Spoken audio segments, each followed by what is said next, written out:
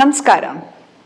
ಇವತ್ತು ನಾನು ಯಾವ ಟಾಪಿಕ್ ಬಗ್ಗೆ ಮಾತಾಡ್ತಾ ಇದ್ದೀನಪ್ಪ ಅಂತ ಹೇಳಿದ್ರೆ, ನೋಡಿ, ನಾವೆಷ್ಟೋ ಸತಿ ಒಂದು ಮದುವೆ ಆಗಿರ್ತೀವಿ ಅಥವಾ ಒಂದು ಫ್ರೆಂಡ್ಶಿಪ್ ಮಾಡಿರ್ತೀವಿ ಅಥವಾ ಯಾವುದೋ ಒಂದು ಸಂಬಂಧ ಇರುತ್ತೆ ನಮ್ಮ ಲೈಫಲ್ಲಿ.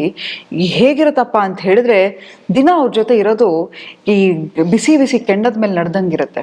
ಅಂತ ಹೇಳಿದ್ರೆ, ಯಾಕಪ್ಪ ನನ್ಗೆ ಏನು ಕರ್ಮ ಮಾಡಿದೆ ಈ ವ್ಯಕ್ತಿ ನನ್ನ ಜೀವನದಲ್ಲಿ ಬಂದ್ರು, ಇದರಿಂದ ಆಚೆ ಬಿಡಿಸ್ಕೊಳಕ್ಕೂ ಆಗ್ತಿಲ್ಲ, ಇವ್ರ ಜೊತೆ ಇರಕ್ಕೂ ಆಗ್ತಾ ಇಲ್ಲ, ಏನ್ ಕರ್ಮ ಮಾರಾಯ ಅಂತ ಹೇಳಿ ಎಷ್ಟೋ ಸತಿ ನಾವು ಪರಿತಪಿಸಿರ್ತೀವಿ.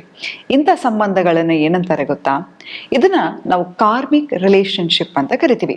ಏನ್ ಈ ಕಾರ್ಮಿಕ್ ರಿಲೇಶನ್ಶಿಪ್ ಅಂತ ಹೇಳಿದ್ರೆ, ನೋಡಿ, ಪ್ರತಿಯೊಬ್ಬರು ನಿಮ್ಮ ಜೀವನದಲ್ಲಿ ಬರೋದು ಯಾವ್ದಾದ್ರು ಒಂದು ಕಾರಣಕ್ಕೆ. ಅಂತ ಹೇಳಿದ್ರೆ, ಏನೋ ಒಂದು ನಾವು ಇವತ್ತು ಈ ಕಾಸ್ಟ್ಯೂಮ್ ಅನ್ನ ನಾನು ಹಾಕಿದ್ದೀನಿ ಅಂತ ಹೇಳಿದ್ರೆ ನನ್ನ ದೇಹ, ಆದ್ರೆ ನನ್ನ ಸೋಲು ಎಷ್ಟೋ ಜನ್ಮವನ್ನ ತಾಳಿ ಬಂದಿರುತ್ತೆ.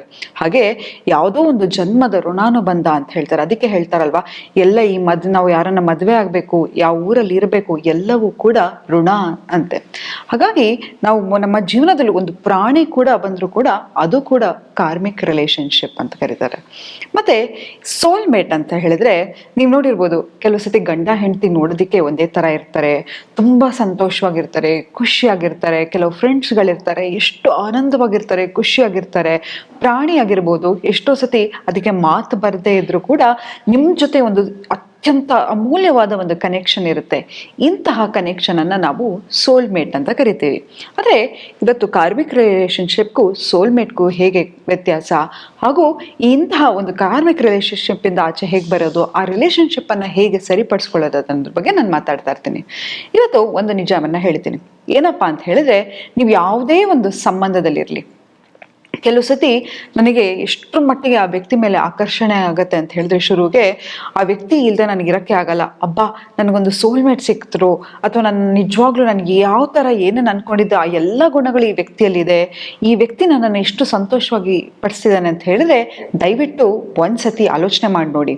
ಆ ವ್ಯಕ್ತಿ ಓರ್ವ ಸಾಧಾರಣ ವ್ಯಕ್ತಿ, ಆದ್ರೆ ನಿಮ್ಮ ಎಮೋಷನ್, ನಿಮ್ಮ ಪ್ರೀತಿ, ನಿಮ್ಮ ಭಾವನೆಗಳು ಆ ವ್ಯಕ್ತಿಯನ್ನು ಒಂದು ಸ್ಪೆಷಲ್ ಪರ್ಸನ್ ಆಗಿ ಮಾಡ್ತಿದ್ದಾರೆ.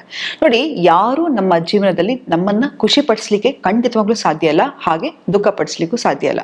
ಎಷ್ಟೋ ಸತಿ ನೀವು ಯಾರಿಗೊಬ್ರಿಗೆ ಕಾಲ್ ಮಾಡ್ತಾ ಇರ್ತೀರಾ, ಅವ್ರ ಫೋನ್ ಎತ್ತೋದಿಲ್ಲ, ಎಷ್ಟೋ ಸತಿ ನಿಮ್ಗೆ ನಿರಾಸೆ ಆಗತ್ತೆ, ಬೇಜಾರಾಗತ್ತೆ, ಕೋಪ ಬರುತ್ತೆ, ಸಿಟ್ಟು ಬರುತ್ತೆ. ಆದ್ರೆ ನೀವು ಅವ್ರಿಗೆ ಕೊಟ್ಟಿರ್ತಕ್ಕಂತಹ ಪವರ್ ಹೊರತು ಆ ವ್ಯಕ್ತಿ ಯಾರೇ ಏನೋ ಒಬ್ಬ ನ್ಯೂಟ್ರಲ್ ವ್ಯಕ್ತಿ ನಮ್ಗೆ ಏನ್ ಮಾಡಿದ್ರು ನಮ್ಗೆ ಅದು ಯಾವುದೇ ರೀತಿ ಎಫೆಕ್ಟ್ ಆಗಲ್ಲ. ಎಕ್ಸಾಂಪಲ್, ಈಗ ನೀವು ನನಗೆ ಕಾಲ್ ಮಾಡ್ತೀರಾ ಅಂತ ಇಟ್ಕೊಳ್ಳಿ, ನಾನು ನಿಮ್ಮ ಲೈಫಲ್ಲಿ ಒಂದು ನ್ಯೂಟ್ರಲ್ ವ್ಯಕ್ತಿ, ನನಗೆ ನಿಮ್ಗೆ ಮುಖಾಮುಖಿ ಪರಿಚಯ ಇಲ್ಲ, ನಾನು ಫೋನ್ ಎತ್ತಲಿಲ್ಲ ಅಂತ ಹೇಳಿದ್ರೆ ಒಂದು 2-3 ಸತಿ ಕಾಲ್ ಮಾಡ್ತೀರಾ ಅಥವಾ ಸುಮ್ಮನೆ ಆಗ್ಬಿಡ್ತೀರಾ. ಆದ್ರೆ ಯಾವ ಎಮೋಷನ್ಸ್ ಅನ್ನು ನಿಮ್ಗೆ ರಿಯಾಕ್ಟ್ ಮಾಡ್ಲಿಕ್ಕೆ ಬಿಡಲ್ಲ. ಅದೇ ನೀವು ಒಬ್ಬರನ್ನ ತುಂಬಾನೇ ಪ್ರೀತಿ ಮಾಡ್ತಾ ಇದ್ದೀರಾ, ತುಂಬಾನೇ ಅವ್ರ ಮೇಲೆ ಇರ್ತಕ್ಕಂಥ ಒಂದು ಹೋಪ್ ಅನ್ನ ಇಟ್ಕೊಂಡಿದ್ದೀರಾ ಅಂತ ಹೇಳಿದ್ರೆ, ಅವರಿಂದ ನಮ್ಗೆ ತುಂಬಾನೇ ಎಕ್ಸ್ಪೆಕ್ಟೇಷನ್ಸ್ ಇರುತ್ತೆ. ಹಾಗಾಗಿ ಈ ತರ ಒಂದು ರಿಲೇಶನ್ಶಿಪ್ ಕಾರ್ಮಿಕಲ್ಲಿ ಬೆಳೀತಾ ಹೋಗುತ್ತೆ. ಎಷ್ಟರ ಮಟ್ಟಿಗೆ ಅಂತ ಹೇಳಿದ್ರೆ, ನೋಡಿ, ಒಂದಂತೂ ನಿಜ, ನಿಮ್ಮ ಜೀವನದಲ್ಲಿ ಪ್ರತಿಯೊಂದು ಸಂಬಂಧಗಳು ಯಾವ್ದು ಬರುತ್ತೋ ಅದೆಲ್ಲವೂ ಕೂಡ ನಿಮ್ಮ ಬಾಲ್ಯದಲ್ಲಿ ಇರ್ತಕ್ಕಂಥ ಚೈಲ್ಡ್ಹುಡ್ ವೂಂಡ್ಸ್ ಅನ್ನ ತೋರ್ಸ್ಲಿಕ್ಕೆ ಕನ್ನಡಿ ಇಟ್ಕೊಂಡು ಬರ್ತಾರೆ. ನೋಡಿ, ಯಾವುದೂ ಹೇಳ್ತಾ ಇರ್ತೀನಿ, ನಾನು ಯಾವಾಗ್ಲೂ ಹೇಳ್ತಾ ಇರ್ತೀನಿ, ಪ್ರತಿಯೊಂದು ಸಂಬಂಧ ಕೂಡ ಒಂದು ಮಿರರ್ ರಿಲೇಶನ್ಶಿಪ್ ಅಂತ ಹೇಳ್ತಾರೆ. ಅಂತ ಹೇಳಿದ್ರೆ, ನಮ್ಮಲ್ಲಿರ್ತಕ್ಕಂಥ, ನಿಮ್ಗೆ ಗೊತ್ತೇ ಇರಲ್ಲ, ಎಷ್ಟೋ ಸತಿ ನಾನು ಅದ್ರ ಬಗ್ಗೆ ಮಾತಾಡಿದ್ದೀನಿ, ಪ್ರತಿಯೊಂದು ರಿಲೇಶನ್ಶಿಪ್ ಸ್ಟೈಲ್ಗಳ ಬಗ್ಗೆ ಮಾತಾಡಿದ್ದೀನಿ. Anxious attachment style, avoidant attachment style, disorganised attachment style, secure attachment style, ಇದು ಎಲ್ಲದ್ರ ಬಗ್ಗೆ ಕೂಡ ನಾನು ಮಾತಾಡಿದ್ದೀನಿ. ಹಾಗೆ ನಮ್ಮಲ್ಲಿರ್ತಕ್ಕಂಥ ಇನ್ಸೆಕ್ಯೂರಿಟಿ ಆಗಿರ್ಬೋದು, ನಮ್ಮಲ್ಲಿರ್ತಕ್ಕಂಥ ಅಭದ್ರತೆಗಳಾಗಿರ್ಬೋದು, ಇದೆಲ್ಲವನ್ನು ಕನ್ನಡಿ ತಗೊಂಡು ಬರ್ತಾರೆ. ಆದರೆ ಈ ಕಾರ್ಮಿಕ್ ರಿಲೇಶನ್ಶಿಪ್ ಇಂದ ಹೇಗೆ ಆಚೆ ಬರೋದು ಅಂತ ಹೇಳಿದ್ರೆ, ನೋಡಿ, ಈ ಕಾರ್ಮಿಕ್ ರಿಲೇಶನ್ಶಿಪ್ ನಿಮ್ಮ ತಂದೆ ತಾಯಿ ಆಗಿರ್ಬೋದು. ಎಷ್ಟೋ ಸತಿ ನಮಗೆ ಬಾಲ್ಯದಲ್ಲಿ ನಮ್ಮ ತಂದೆ ತಾಯಿಗಳು ಪ್ರೀತಿಯನ್ನ ಕೊಟ್ಟಿರಲ್ಲ. ಎಷ್ಟೇ ಪ್ರಯತ್ನ ಪಡ್ಲಿ ನನ್ನ ಅಕ್ಕನಿಗೆ ಅಥವಾ ನನ್ನ ಅಣ್ಣನಿಗೆ ತೋರಿಸೋ ಪ್ರೀತಿ ನನಗೆ ತೋರಿಸಿರಲ್ಲ, ಅಥವಾ ಎಲ್ಲೋ ಒಂದ್ ಕಡೆ ನನಗೆ ಬೇಕಾಗಿರ್ತಕ್ಕಂತಹ ಕಾಳಜಿ ಆಗಿರ್ಬೋದು, ಅಟೆನ್ಷನ್ ಆಗಿರ್ಬೋದು, ಅದ್ಯಾವುದು ನನಗೆ ಸಿಗ್ತೇ ಇರ್ಬೋದು. ಇದು ಕೂಡ ಎಷ್ಟೋ ಸತಿ ಅವರು ನಿಮ್ಮ ಜೀವನವನ್ನ ತುಂಬಾನೇ ಮೆಸರಬಲ್ ಮಾಡಿರ್ತಾರೆ, ತುಂಬಾನೇ ಕಷ್ಟಕರ ಮಾಡಿರ್ತಾರೆ. ಅಂತಹ ರಿಲೇಶನ್ಶಿಪ್ ಕೂಡ ಕಾರ್ಮಿಕ ರಿಲೇಶನ್ಶಿಪ್ ಆಗುತ್ತೆ. ಕೆಲವು ಸತಿ ಒಮ್ಮೊಮ್ಮೆ ನಿಮ್ಮ ಫ್ರೆಂಡ್ಸ್ ಆಗಿರ್ಬೋದು, ನಿಮ್ಮ ಬಾಸ್ ಆಗಿರ್ಬೋದು, ಕಾರಣ ಇಲ್ದೇನೆ ನಿಮ್ಮನ್ನ ದ್ವೇಷಿಸ್ತಾ ಇರ್ತಾರೆ, ನಿಮ್ಮ ಮೇಲೆ ಅಸೂಯೆ ಪಡ್ತಾ ಇರ್ತಾರೆ. ಅವ್ರಿಗೆ ನೀವು ಏನೂ ಮಾಡಿರಲ್ಲ, ಆದ್ರೆ ಕೂಡ ನಿಮ್ಮ ಜೀವನದಲ್ಲಿ ಬಂದು ಅವ್ರು ಎಷ್ಟರ ಮಟ್ಟಿಗೆ ಕಷ್ಟವನ್ನ ಕೊಡ್ತಾರೆ ಅಂತ ಹೇಳಿದ್ರೆ ಹೇಗೆ ಇದರಿಂದ ಆಚೆ ಬರೋದು ಅಂತ. ಹಾಗಾಗಿ ಇದರಿಂದ ಆಚೆ ಬರಬೇಕು ಅಂತ ಹೇಳಿದ್ರೆ ಏನ್ ಮಾಡ್ಬೇಕು ಅಂತ ಹೇಳಿದ್ರೆ, ಮೊದಲನೇದಾಗಿ ಅವರು ನಿಮ್ಮ ಜೀವನದಲ್ಲಿ ಬಂದ ಮೇಲೆ ಏನನ್ನ ಪಾಠ ಕಲ್ತ್ರಿ. ಎಕ್ಸಾಂಪಲ್, ಈಗ ನಾನು ಶುರುಗೆ ಹೇಳ್ತಾ ಹೋದೆ, ನೀವು ಯಾರನ್ನೋ ಕಾಲ್ ಮಾಡ್ತೀರಾ, ಅವ್ರು ಅವಾಯ್ಡ್ ಮಾಡ್ತಾರೆ, ಇಗ್ನೋರ್ ಮಾಡ್ತಾರೆ, ಆದ್ರೆ ಅದು ಆ ವ್ಯಕ್ತಿಗೆ ಕೊಟ್ಟಿರ್ತಕ್ಕಂತಹ, ನಾವು ಕೊಟ್ಟಿರ್ತಕ್ಕಂತಹ ಪವರ್.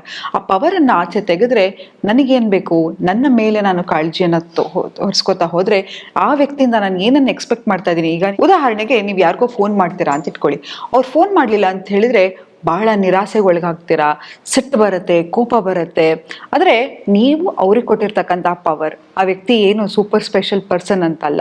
ಹಾಗೆ ತಕ್ಷಣ ಏನ್ ಮಾಡಿ ಅಂತ ಹೇಳಿದ್ರೆ, ನೀವು ಏನಕ್ಕಾಗಿ ಅವ್ರಿಗೆ ಕಾಲ್ ಮಾಡ್ತಾ ಇದ್ದೀರಾ, ಇದರ ಪ್ರೀತಿಗಾಗಿ ಕಾಲ್ ಮಾಡ್ತಿರ್ತೀರಾ, ಇಲ್ಲ ಅಟೆನ್ಷನಿಗಾಗಿ ಫೋನ್ ಮಾಡ್ತಾ ಇರ್ತೀರಾ. ಆ ಎಲ್ಲ ಪ್ರೀತಿ ಅಟೆನ್ಷನ್ ಅನ್ನ ನಿಮ್ಮ ಮೇಲೆ ನೀವು ಕೊಟ್ಕೊಳ್ಳಿಕ್ಕೆ ಶುರು ಮಾಡಿ. ಆ ಎಲ್ಲ ಕಾಳಜಿಯನ್ನ ನಿಮ್ಗೆ ನೀವು ಕೊಟ್ಕೊಳ್ಳಿಕ್ಕೆ ಶುರು ಮಾಡಿ. ನಿಮ್ಮ ಬೆಸ್ಟ್ ಫ್ರೆಂಡ್ ನೀವಾಗಕ್ಕೆ ಶುರು ಮಾಡಿ. ಖಂಡಿತವಾಗ್ಲೂ ನಿಮ್ಗೆ ಬೇರೆಯವ್ರ ಮೇಲೆ ಇರ್ತಕ್ಕಂತಹ ವ್ಯಕ್ತಿಯ ಎಕ್ಸ್ಪೆಕ್ಟೇಷನ್ ಎಲ್ಲವೂ ಕಡಿಮೆ ಆಗ್ತಾ ಇರುತ್ತೆ. ಮತ್ತೆ ಇನ್ನೊಂದು ನಾನು ಹೇಳಿದೆ, ಈಗ ನಿಮ್ಮ ಬಾಲ್ಯದಲ್ಲಿ ಇರ್ತಕ್ಕಂತಹ ಊಂಡ್ಸ್ ಅಂತ ಹೇಳಿದ್ರೆ, ಎಲ್ಲೋ ಒಂದ್ ಕಡೆ ನಮಗೆ ತಂದೆ ಆದವರು ಪ್ರೀತಿ ಕೊಡದೇ ಇದ್ದಾಗ ಅಥವಾ ಎಮೋಷನಲಿ ಅವೈಲೇಬಲ್ ಇದ್ದಾಗ ನಾವು ಬೆಳೀತಾ ಬೆಳೀತಾ ಎಂಥ ವ್ಯಕ್ತಿಯನ್ನ ಅಟ್ರಾಕ್ಟ್ ಮಾಡ್ತಾ ಹೋಗ್ತೀವಿ ಅಂತ ಹೇಳಿದ್ರೆ, ನಮ್ಮ ಪಾರ್ಟ್ನರ್ ಕೂಡ ನಮ್ಮ ತಂದೆಯ ಸೇಮ್ ಟ್ರೇಟ್ಸ್ ಅನ್ನ ತೋರಿಸ್ತಾ ಹೋಗ್ತಾರೆ. ಅಥವಾ ತಾಯಿ ಕೂಡ ಬಾಲ್ಯದಲ್ಲಿ ಎಮೋಷನಲಿ ಅವೈಲೇಬಲ್ ಇಲ್ಲದೆ ಇದ್ರೆ, ತುಂಬಾನೇ ಬೈತಾ ಇದ್ರೆ, ಹೊಡಿತಾ ಇದ್ರೆ, ಅಥವಾ ಅಬ್ಯೂಸಿವ್ ಆಗಿದ್ರೆ, ಅಂತಹ ಒಂದು ಪಾರ್ಟ್ನರ್ ಅನ್ನೇ ನಾವು ಅಟ್ರಾಕ್ಟ್ ಮಾಡ್ತಾ ಹೋಗ್ತೀವಿ. ಯಾಕಂತ ಹೇಳಿದ್ರೆ ನಮ್ಮ ಬ್ರೈನಿಗೆ ಏನನ್ಸುತ್ತೆ ಅಂತ ಹೇಳಿದ್ರೆ, ಇಂತಹ ನಾವು ಸಂಬಂಧದಲ್ಲಿದ್ರೆ ನಾವು ಸೇಫ್ ಎನ್ವೈರನ್ಮೆಂಟ್ ಅಲ್ಲಿ ಇದೀವಿ ಅಂತ.